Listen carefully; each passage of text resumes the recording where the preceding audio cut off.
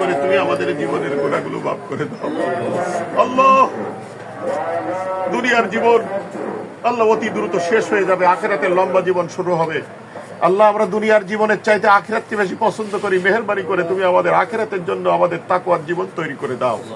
যে কোরআন হেদায়েতের কিতাব হিসেবে পৃথিবীতে নাজিল হয়েছে আল্লাহ, এই কোরআন ব্যক্তি, পরিবার, সমাজ এবং রাষ্ট্রে কায়েমের জন্য আমরা সবাই ঐক্যবদ্ধভাবে কাজ করতে পারি তৌফিক দাও। আল্লাহ, এখানে আমাদের অনেক প্রিয়জন, আমাদের সাংবাদিক আবু সালেক ভাই, আকবর ভাই, আব্দুল হক ভাই, শাহিনুজ্জামান ভাই, হাসিফ ভাই, মোস্তফা ভাই, মইদুল ভাই, আল্লাহ সালাম ভাই, কত রবা আল্লাহ আমাদের প্রিয়জনেরা রয়েছে আল্লাহ।